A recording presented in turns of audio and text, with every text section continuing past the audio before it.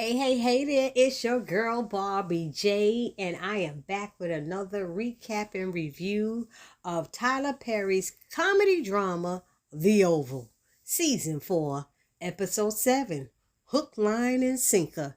And I'll be honest, I don't know what that title means. Hook, Line, and Sinker. Did somebody say it in the show, in this episode? Did somebody say that line, hook, line, and sinker? Because you know what? I kind of don't listen very well anymore with this show. It's just something about it is starting to get to me.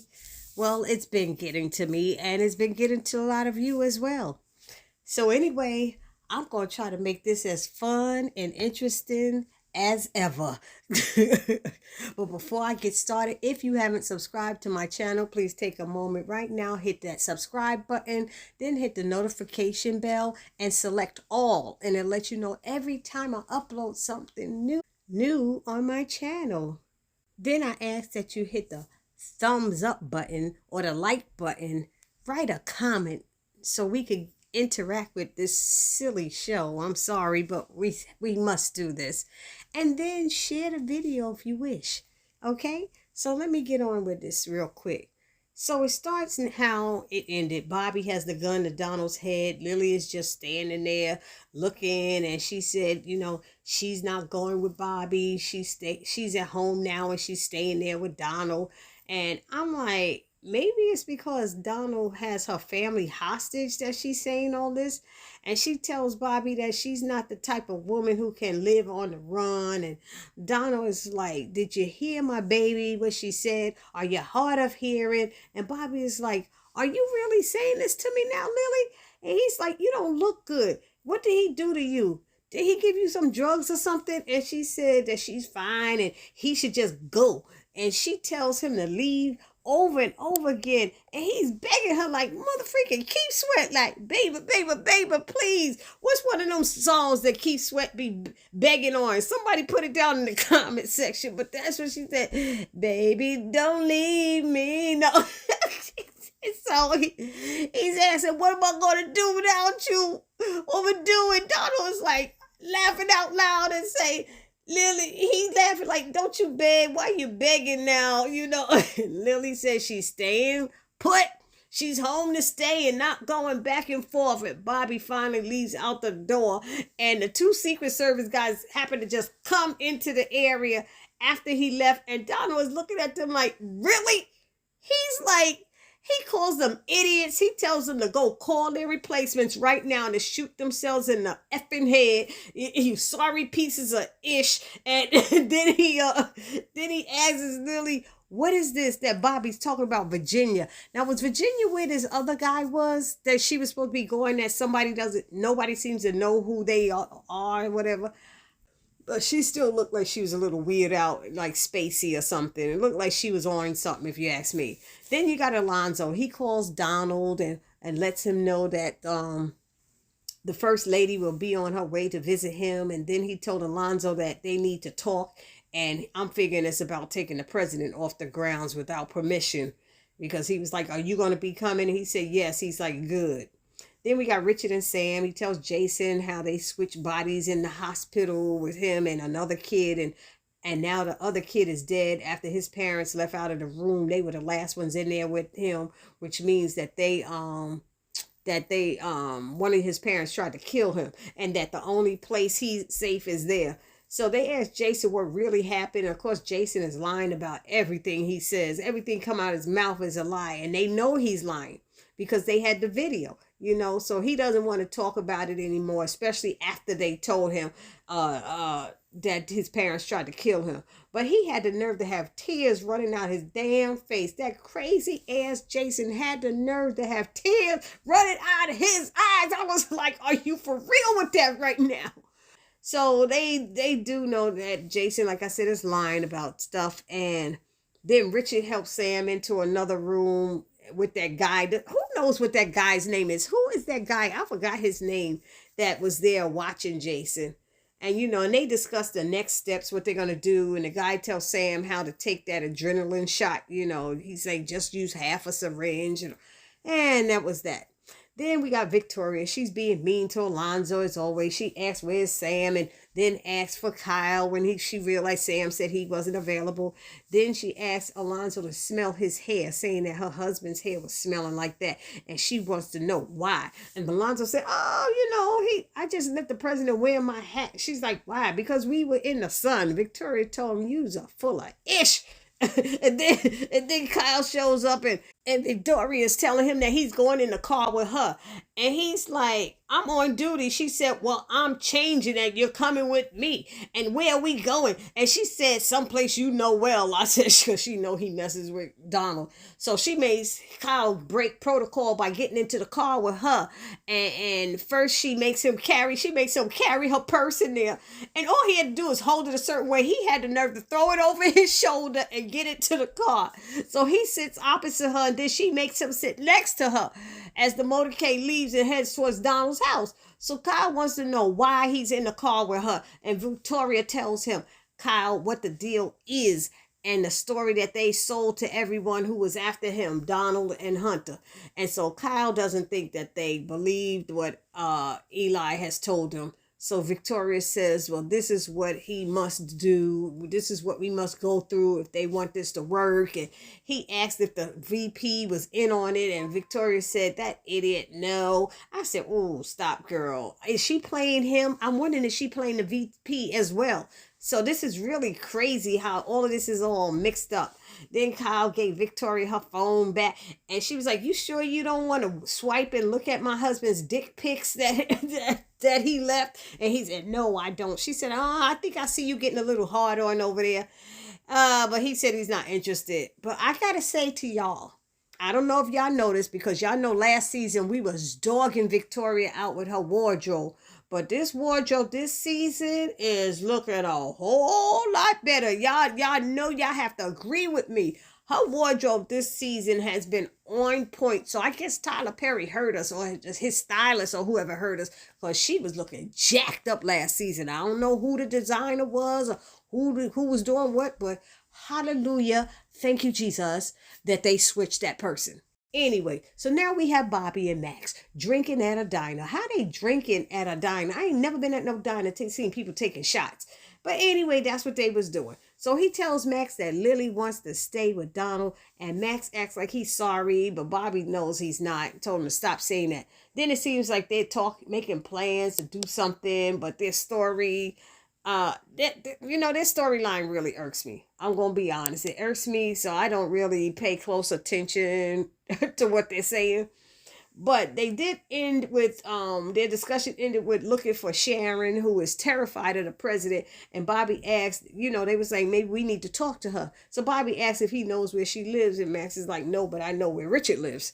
So I guess they figured Richard would tell them something. So then we have Sharon and Nancy. They talking, and then Richard walks in.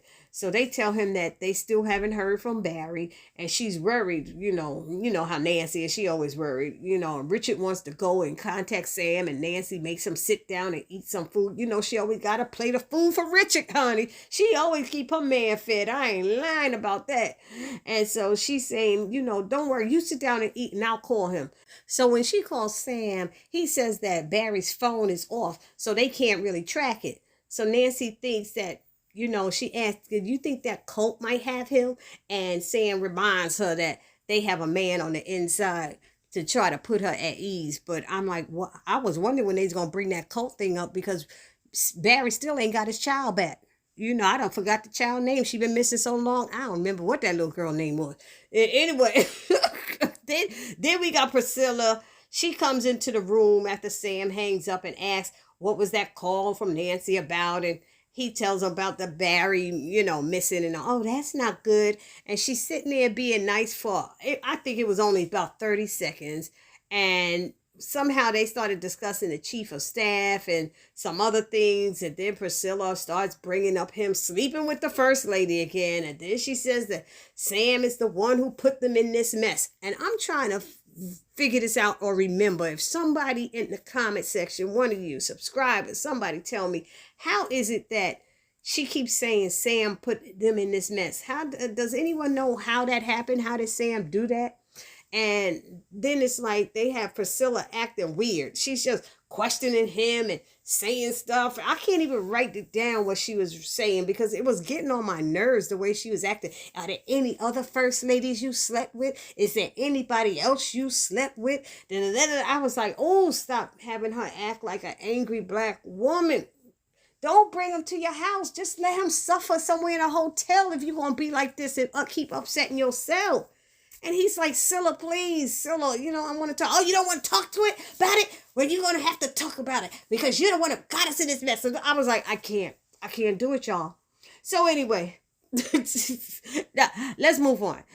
From one person that was getting on my nerve to the next. Victoria showed up to Donald's house and she says it's nice and she's looking around with her nose up in the air. She takes off her coat and she tosses it on Lily, who's sitting on the couch, and Lily takes the coat and tosses it on the table and it falls onto the floor, and Donald goes and picks it up and places it on the couch, and the first lady said thank you, and then Donald asks, Victoria, what brings her by? Why are you here? So she gives Donald her phone to watch the same video she had Kyle watch and told Donald to leave because she wants to talk to Lily alone. And then she added, you can go too, girl, talking to Kyle. She been doing all that girl stuff and all that this whole episode. Y'all know who that is, Veronica from the Have and Have Nots. Isn't that right? Y'all let me know down in the comment section. That's all that is.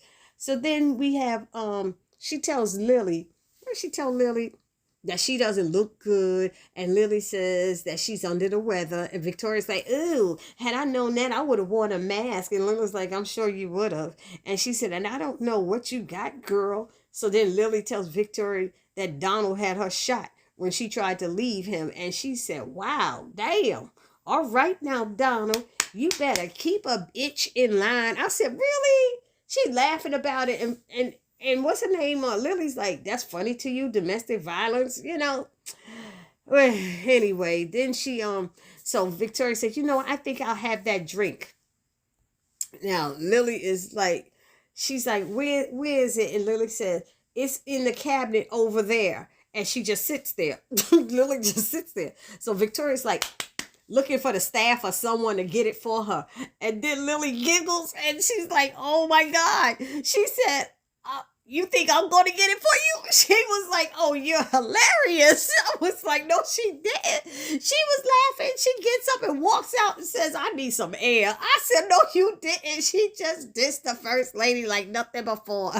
So now the first lady wants a drink and she's calling, Kyle, come and pour a drink for me, baby, saying that you have the wrist for a child. I said, leave it alone. It's too much. She's overdoing it too much, if you ask me.